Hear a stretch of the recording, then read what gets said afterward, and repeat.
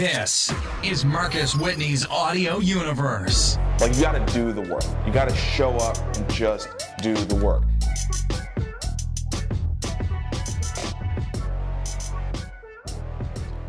What's up? What's up? Another episode of Marcus Whitney Live. How y'all doing out there? Today I have a friend and someone who I have really admired for the depth of knowledge he has in particular areas. I like to bounce around a lot of different stuff, and that's fun to me. I've done pretty well in my career. I reached out to and hired David C. Baker to help me kind of think through this marketing agency idea that I had, and he forced me to spend 8 hours with him. And he started pulling out all these charts of thousands of different agencies that he had evaluated, and he'd created his own model, his own intellectual property. He's written multiple books on that topic, on business management, on the business of expertise, which is one of the things we're going to talk about today. And he's a fascinating guy, but he's also someone who I do consider, in a world of people who dabble, to be a true expert. So I'm really happy to have my friend David on the show today. David, thank you for being here. Thank you. I'll try to live up to that. Now I'm like, everything I say, does that sound like an expert or does that sound stupid? Thank you. No, man, you know your stuff. That is one thing I can say for sure. You know your stuff. So, man, let's just jump into the world of expertise, the world of marketing agencies, which you have deep experience and knowledge on. You've built a fantastic business basically by yourself, which is also one of the things I want to talk about. Mm-hmm. How you have built something that is, I would consider to be very robust, especially in a moment like this, because you have your hands on so many aspects of the business itself.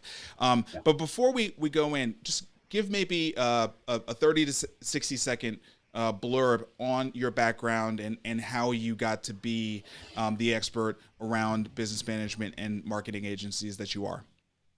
As soon as you said that, I thought this is going to sound a little bit like the description of a dog, a mutt on an adoption site, right? I'm U.S. citizen, born in the U.S., but when I was 4, my parents went overseas and lived. They were medical missionaries. So I lived in Costa Rica for a year, went to kindergarten there, learned Spanish. My parents learned Spanish. Then we went and lived with the tribe of Mayan Indians till I was 18 in Guatemala. Came back to the U.S. for formal school and went through 5 years of full-time grad school. I was intending to teach at the academic level around ancient languages, and kind of had a come to Jesus moment halfway through that and realized that wasn't a great path for me, so much politics and academics. So I decided to create a marketing firm, ran that for 5 years. And then the last transition was the one to what I'm doing now, where I began to consult or advise, work alongside other principals of firms like the one I was running. So for the last 26 years, I've been doing that. My life is divided into 3 things, essentially: writing, speaking, and advising. I work by myself out of Nashville. 30 seconds. How's that? That was really good. That was really good. And I'll let you maybe tail end that. So you work by yourself. Mm-hmm. You host events. You speak, but you also host events. You have a very regular newsletter, and you have gathered a ton of proprietary data that has helped you to form insights, operating models. Talk about that process. A lot of people do consulting, advising. I've met very few who, by themselves, not with the power of a firm and a bunch of MBA students, kind of doing all the research for them, have managed to compile the breadth of the data that you had to be able to come up with these insights that are yours, that are yours about the way that a particular business runs well. And you mentioned some stuff about the business models and marketing agencies really hitting a wall in this COVID-19 moment that I'm going to ask you about here shortly. But just talk a little bit about that process over the last 26 years. I think maybe it stems from this search I've always been interested in around certainty, whether it was around religious issues or around whether I'm doing the right thing, the right technique for riding a motorcycle, or whether this word actually means this. I've just always been intrigued by knowing really what's true. I'd hear somebody speaking and they'd say, they'd launch away from my experience and they would say, well, the real, and then they would immediately start saying something and I didn't have access to that. And I thought, well, I guess I have to take their word for it at this point. That really intrigued me about the notion of being more certain about things. The other thing that really motivated me all along was this fear of looking stupid. I'm a pretty courageous person, but standing in front of somebody, a group of people in a conference room, naked, so to speak, metaphorically, and being caught out by somebody who says, wait a second, that's not really true. And so all those things together gave me this idea that maybe I need to make my advisory service, which of course just kind of moves over into the writing as well, more research-based. And the other thing that has enabled me to do is to charge more for it, because it's really different. There are lots of other advisors, lots of really good advisors, but nobody has the IP that I have. And so it's another reason for somebody to come and use me in spite of my personality. Yeah, I completely agree. When you first quoted your price to me, I was like, okay, you had enough credibility behind you, but I have to say, when we went through the 8 hours, we were about an hour in where I was like, oh, this is definitely worth it, right? Once you started opening the book and showing me all of the empirical data and just the different views that you had on it, in-house agencies versus, small versus digital first, right, versus, that's when I was like, wow, this is, it did bring me closer to a point of certainty. And honestly, ultimately, helped me to understand, wow, how hard it would be to operate a successful marketing agency. So in that respect, right, sometimes it's like you could spend forever trying to do something and you're missing that piece, that clarity of what would help you make a decision. Well, maybe I shouldn't do it at all. Right. And so sometimes that's worth the money. You're trying to save people time and money, right? And not reinvent the wheel. And we're always learning, but surely there are some basic building blocks we all ought to agree on. And when I speak to somebody that is in my sphere, I want them to be listening and saying, oh, that is like, does he have a camera in my office? That's my ultimate goal. Whenever I write something or say something, I want them to immediately identify with that and say, that person understands my world, right? Yeah. So one of the things that I've followed along in your newsletter for a while that you talked about you've been talking about for years, and I have to say I never really understood it because it was what you were advocating for felt harder, and I didn't like that. But you were sort of advocating that marketing agencies trying to get clients to sign up for monthly recurring revenue type of business models was bad. The bottom was going to drop out of it. I think now I understand it's much more about skin in the game and aligning incentives. But now you've recently I've been watching some tweets. We've been talking about this new economy and how the economy is really driving people to look at every nickel, and they want to see value being driven for every dollar that they let come out of their hands. Talk about what gave you the insights back then. Were there a certain set of principles that you used to identify agencies trying to make their own revenue more predictable using a monthly recurring revenue model, and you just said, I understand why you would want to do that, but the principle underneath it is not sound? Those kinds of things are really interesting to me when someone has the insights, but it goes against what feels good. So tell me what gave you that clarity and allowed you, even though I would imagine it was relatively unpopular, to stand on that because it is in the best interest of the principles of these firms. Yeah, you're digging way deep in my psychological base here, because I'm immediately suspicious of a quick movement that is gathering all kinds of steam and everybody is clapping their hands and walking off cliffs or drinking the Kool-Aid. That doesn't mean that they're all wrong at all. It just heightens my awareness a little bit about it. And then the second thing that happens is, and it took me a long time to get to this point, but to try to be in touch with myself enough as a consumer that I can put myself in the shoes of somebody who is subject to the opposite thing that we're saying. So here we are. I think of my own life. How do I react to monthly recurring revenue? Do I want to have Comcast pull out the same amount of money every month, regardless of my experience with the firm? No, I kind of want that control. And so if that's true, maybe our clients feel that way, maybe they don't. Let's think about it. And then think, okay, what's really driving this? What's really driving this is not what's best for clients.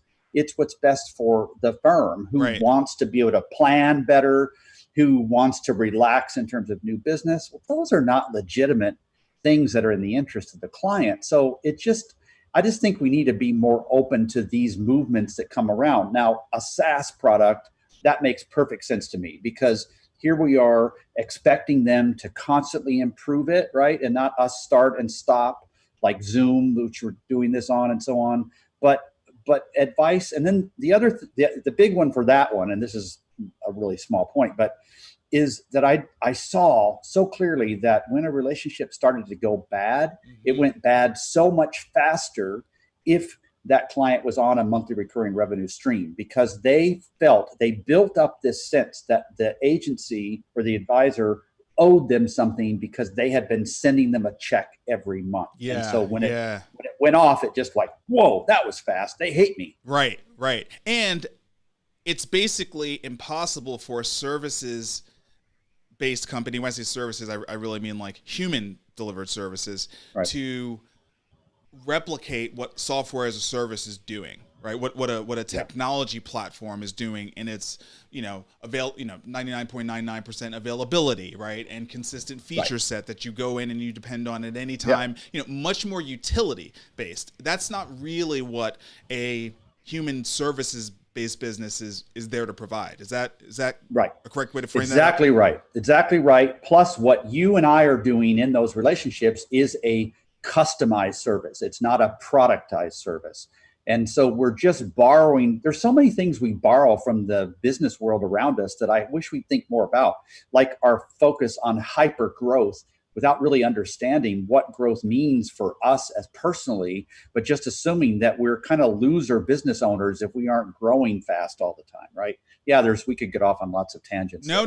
I want to go on that one because that's an area that I have strong feelings about, mostly because I learned about business largely through trade mags and because I came at it from the technology side, it was all these blitz scaling and you know what I mean, like all the growth hacking. It was a very Silicon Valley oriented framework for growth. It was one of the things I really wrote about in my book that's coming out, was that Silicon Valley hijacked the word growth, and they made it seem like growth needed to look like this, and if it didn't look like this, like it was not good, right? And that's not at all like that's not at all what growth is. That makes me want to ask you, and we're going to get to the business of expertise in COVID-19 era, but it makes me want to ask you, when I look at what you've built over 2.5 decades, I feel like I am right now working on building what you have, full transparency, right? Which is a base of expertise. I have my book that's coming out. I have my speaking stuff. I'm going to be working on some events. I have my newsletter that I'm growing. And I actually don't want to grow at all in the ways that I've tried to grow in the past. You know what I mean? Yeah. It's like not at all what I want. I want true growth. I want to just to sort of borrow a term from Godin, I want to build a tribe that fully understands the value that I'm providing, so I don't have to wake up one day and feel like, oh man, I hate putting the mask on today, but I got to do it because this is what they want from me. Yeah. You know what I mean? Right. Can you just talk about when it all came together for you, what the formula, you talk about your advising, writing, and speaking, right? Those are the 3 things you do. That's how you divide your time. I remember you quoting to me, how much you bill a year all by yourself. And I was like, holy crap, man, that's no joke. Right. So can you just talk to me about at what point did it click for you that, oh, this is how I do this? You know, these things work together, create the flywheel. This is how the pricing model needs to be. It's actually far more robust if it's just me as opposed to me working with a bunch of people. I have to imagine at some point you tried to grow through people and maybe learn through that experience. Or did you just always intuitively know, like, if I can do it and I can keep my hands on it, then I can measure it, I can manage it, I can, you know, I can keep it in bounds, and it can't kind of get away with me with what I want for my life. I know you're a pilot, I believe. Yeah. Mm-hmm. Yeah, you're a pilot. I know you're a photographer. I know you're a family person. I know your entire life is not all about this work. So, you know, one of the things by keeping the growth managed to the size you've done, that it allows you to manage where work fits in your overall life, right? When did that all work out for you and you figure that part out? It took me a while. When I was running a firm, we were still pretty small. We started out just me, and then we got to be 16, which is still small. But I remember still having those weird feelings when somebody would ask me how big I was. And you'd go to a conference and somebody would come up to you and they didn't know you, but they'd read the tag. And one of the first questions was, where are you from? And you tell them, and then how many people are at your firm? And if the answer was smaller than they were expecting, they kind of found a reason to go talk to somebody that was interesting. Yeah. Right? And the other step on this path was, it was kind of research based, but I was working with all these agencies, and a few of them were applying for the Inc. 5000 or the fastest growing, whatever. Yep. You know, and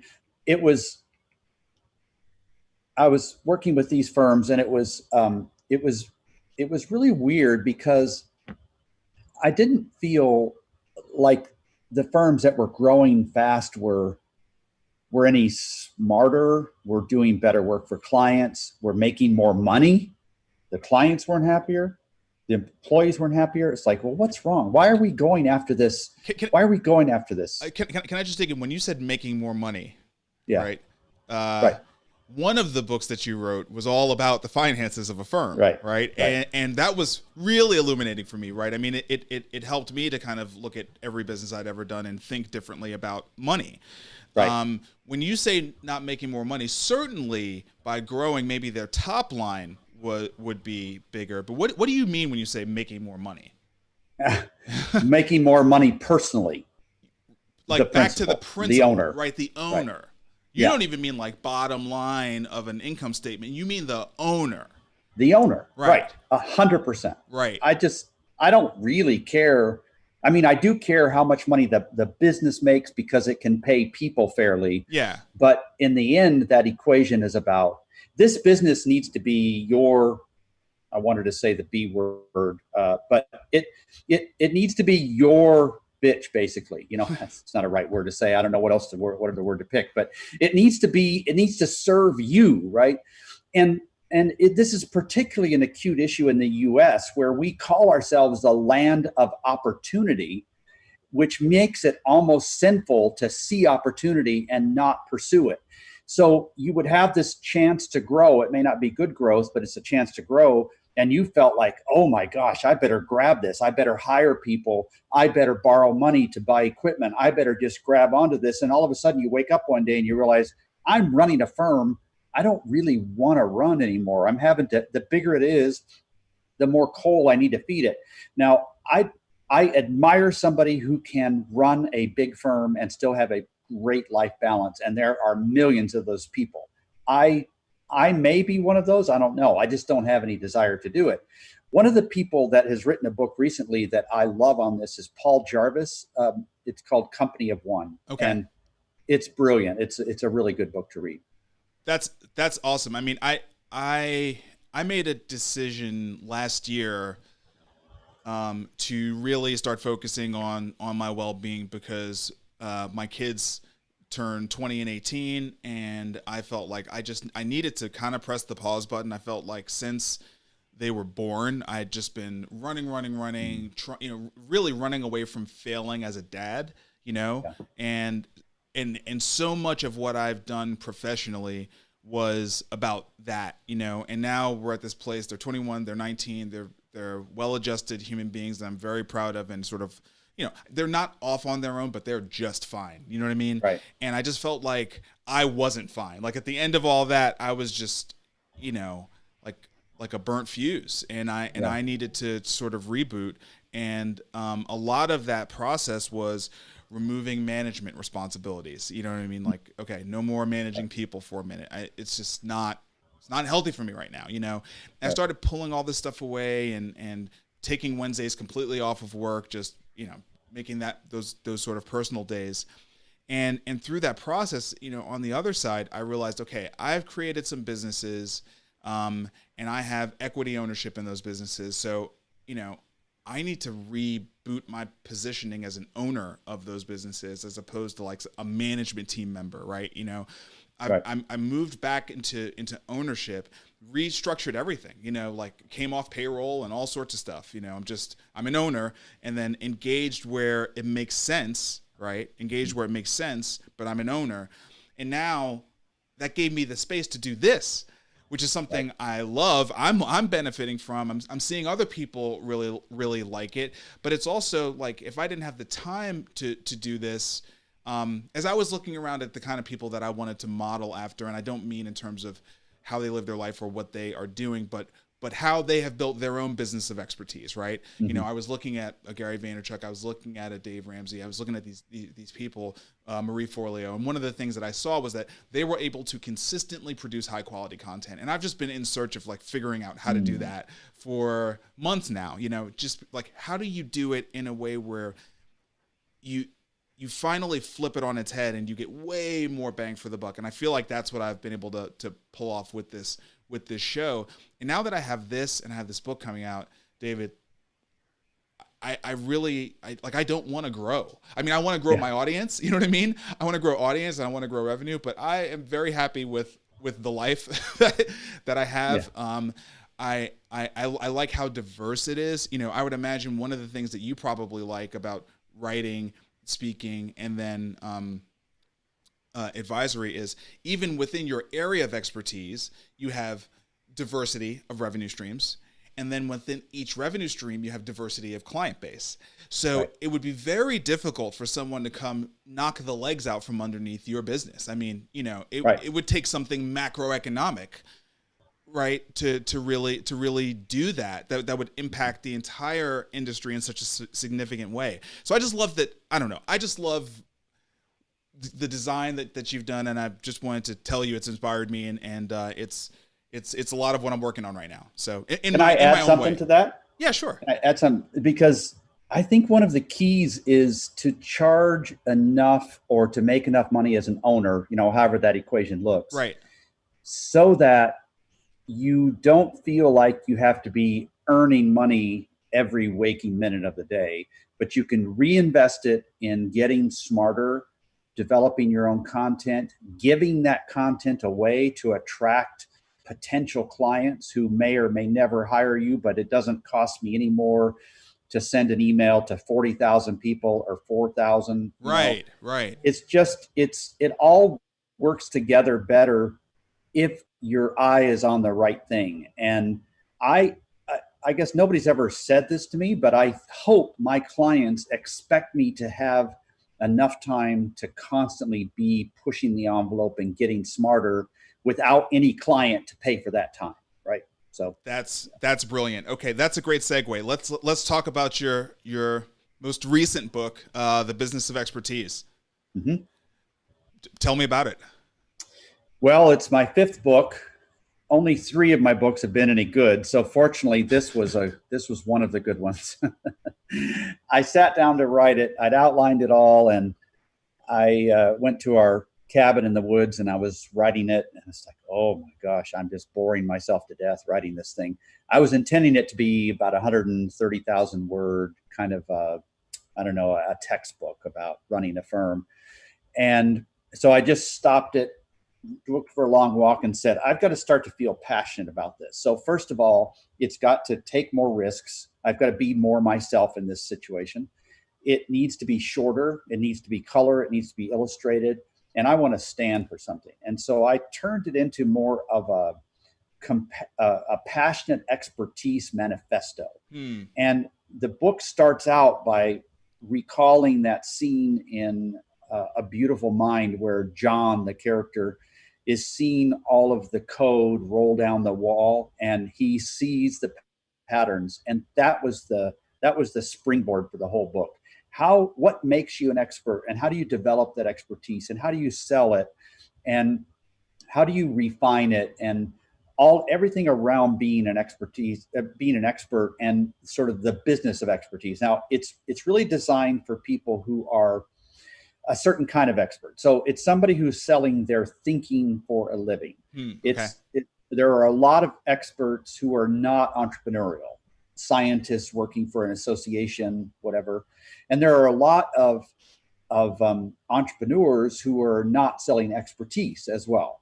This is just that overlap between those two things, experts who are selling their thinking for a living. And it got a slow start, slower than I thought, but the sales of the book have just gone up and up more every quarter. And I've just been so pleased with the reception of the book. I ultimately write books. I hope they're successful. I don't want to lie about that. I really do hope they're successful, but mainly I write them to figure out what I think about a topic, because again, I hate to be embarrassed publicly. So if I'm going to put something out there that anybody can critique, I better have thought through it enough that I can stand behind it. And that's what a book is for me. It's a massive commitment. It's a stand. This is what I think about this. And I'm happy to talk about it with anybody. And I'll adjust my thinking for sure. But hopefully I've spent enough time with the subject to have formulated some things that are going to stick for a while. I feel like the COVID-19 economic era is forcing many, many people to look at the relationships between companies and employees. And, many people are sort of looking at themselves and thinking about their expertise. What is your general feeling about this moment, and what people who probably are experts, but were doing that solely for a company before and are thinking about maybe going out on their own. Do you feel like it's a harder time? And let me just sort of give a little bit of an analogy. One of the things that I noticed, I started a podcast last January. So, when COVID-19 hit, I already had 80 or so episodes, up, right. But like the explosion that I saw, everybody was creating a podcast, right? Because they're all at home and they're like, oh my God, I have time and now I'm going to do the podcast. But it did feel like, to me, and I don't even know if this is true, but to me, it felt like, man, I was so glad I had started a year, right. Just timing wise, I felt lucky, because it would feel so hard to get above the fray with so many things coming out there. What is your sense about this moment in time as it pertains to people trying to build a personal brand around expertise and build a business around their expertise? Is this a fantastic time, business as usual, no difference at all? What's your read on that? It's felt weird to me because so many times I've wanted to say, I told you also, I told you so. And it's not, that wouldn't be helpful, right? And not kind either. But really, I've been trying to get people to do the same things I've been trying to get them to do forever. And if they've been undisciplined about articulating a point of view, then this is the time to start. It would have been ideal to start it earlier, but if you didn't start it earlier, there's no better time than to start it right now. There is a lot of signal to noise ratio problems at the moment. And so it is harder to get noticed. But when you talk with business owners that you admire, when I do the same thing, so many of them will tell me that they started their business in New Orleans in 2005 or anywhere in the world in 2008, 2009, anywhere in the US in 2001. It spawns these people who just either they got kicked out of the corporate environment. Now it's not a great time to look for work. So they're forced to do it. Right. They discovered this accidental entrepreneur in themselves. And I am so excited to see. It's too early to know what it's going to look like, but there are all kinds of amazing little firms out there that are going to sprout up and be fantastic. And there'll be room for those because some of the fat and lazy firms who just thought they had it made entered this era completely unprepared for it, either with their own point of view having been developed, or whether how they were running things from a business, a money standpoint. Right. So I'm excited about it. I am too. Okay, so I feel validated. I feel like I got some free consulting today, so thank you for that. And David, just thanks for the work that you're putting out in the world. You're helping so many people by giving them, clarity, time-tested, proven approaches to doing business. And I love what you said about the movements that pop up really fast. Sometimes those things are just, they literally are flashes in the pan. It's the more time-tested, robust stuff that you really need to kind of go back to over and over and over again, because it works. It works for a reason. So thanks for being one of the voices out here, advocating for that. Thank you. Thank you for having me, Marcus. Everybody, you can follow David online at David C. Baker. That's both on Twitter and Instagram. Check him out on LinkedIn. His tag is author, speaker, advisor there, and davidcbaker.com. I'm telling you guys, honestly, this is a guy who I have personally followed. I've personally paid money to get guidance from, so I can endorse fully. Brilliant mind, knows his stuff, and stays in his lane, which is like super cool. So go out there and follow David, subscribe, buy his books. You will not be disappointed. On the topic of books, I got one coming out. Create and Orchestrate hits June 30th this year. I could not be more excited to finally get this baby out in the world. So I hope you'll support it. June 30th, we're going to have a big party on that day here on the show. My podcast, Marcus Whitney's Audio Universe, on Apple, Google, Spotify, iHeartRadio, SoundCloud, and any other place where you could get your podcast. You can find it there. Just search for Marcus Whitney. I will come up first. And finally, follow me on social at Marcus Whitney, basically everywhere. MarcusWhitney.com to subscribe to my newsletter. And that is it. I hope you all have a beautiful rest of the day. And we will see you back here tomorrow with another episode of Marcus Whitney Live. Peace. Thank you for tuning in to